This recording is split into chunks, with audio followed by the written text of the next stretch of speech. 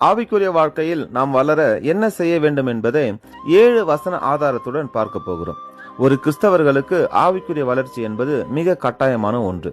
சரி, நாம் ஆவிக்குரிய வாழ்க்கையில் வளர செய்ய வேண்டிய முதல் காரியம், தினமும் தேவனுடைய வேத வசனத்தை தியானிக்க வேண்டும். சங்கீதம் 119 105 வசனம், உம்முடைய வசனம் என் கால்களுக்கு தீபமும் என் பாதைக்கு வெளிச்சமாய் இருக்கிறது.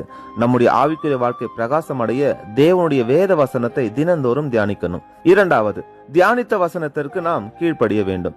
யாக்கோபு 1:22 வசனம், நீங்கள் உங்களை வஞ்சியாதபடிக்கு திருவசனத்தை கேட்கிறவர்களாய் மாத்திரமல்ல, அதன்படி செய்கிறவர்களாயும் இருங்கள். நாம் வசனத்தை எவ்வளவு தியானிக்கிறோமோ அதற்கேற்றபடி கீழ்ப்படிய வேண்டியது மிக மிக அவசியம். கீழ்ப்படிதல் இல்லாத இடத்தில் பாவம் பிறக்கும்.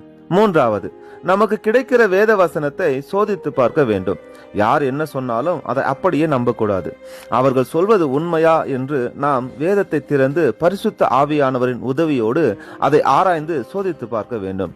1 தெசலோனிக்கேயர் 5:21 வசனம், எல்லாவற்றையும் சோதித்து பார்த்து நலமானதை பிடித்துக் கொள்ளுங்கள். நான்காவது, வேத வசனங்கள் புரியவில்லை என்றால் வேத வசனங்களில் தெளிவு பெற, அநேக வெளிப்பாடுகளை பெற தேவனிடத்தில் ஞானத்தை கேட்டு ஜெபியுங்கள்.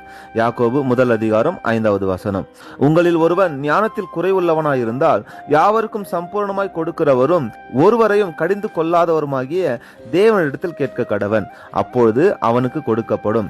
விசுவாசத்தோட தேவனிடத்தில் கேளுங்கள், அவர் நிச்சயம் உங்களை தேவ ஞானத்தினால் நிரப்புவார். ஐந்தாவது, நாம் தேவனிடத்தில் கேட்டு பெற்றுக்கொண்ட ஞானத்தை, அதாவது வசனத்தை காத்து கொள்ள வேண்டும். 2 தீமோத்தேயு 1:14 வசனம், உன்னிடத்தில் ஒப்புவிக்கப்பட்ட அந்த நற்பொருளை நமக்குள்ளே வாசம் பண்ணுகிற பரிசுத்த ஆவினாலே காத்துக்கொள்.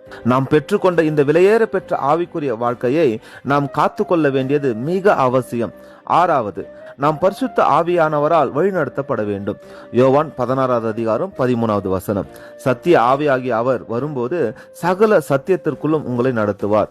நாம் நம்முடைய மாம்சத்தினால் நடத்தப்படாமல் பரிசுத்த ஆவியினால் நடத்தப்படும் போது ஆவிக்குரிய வளர்ச்சி அடைவோம். கடைசியாக ஏழாவது, உங்கள் ஆவிக்குரிய வாழ்க்கையை பிசாசானவன் கெடுத்து போடாதபடிக்கு தெளிந்த புத்தியுள்ளவர்களாய் எப்பொழுதும் விழித்திருங்கள். 1 பேதுரு 5:8 வசனம், தெளிந்த புத்தியுள்ளவர்களாய் இருங்கள், விழித்திருங்கள், ஏனெனில் உங்கள் எதிராளியாகிய பிசாசானவன் கர்ஜிக்கிற சிங்கம் போல் எவனை விழுங்கலாமோ என்று வகை தேடி சுற்றித் திரிகிறான். அன்பானவர்களே, நம்முடைய ரட்சிப்பு எந்த அளவுக்கு மேன்மையானதோ அதை காட்டிலும் அதை காத்து கொள்வதும் அதிலே வளருவதும் மிக மிக முக்கியம். நாம் ஆவிக்குரிய வளர்ச்சி அடைய தேவனுடைய திருவசனத்தை தியானித்து அதன்படி கீழ்ப்படிந்து பரிசுத்த ஆவியானவருடைய துணையோடு அதிலே வளர்ந்து அதை காத்து கொள்ள தேவனிடத்தில் நம்மை ஒப்பு கொடுப்போம். ஆமென்.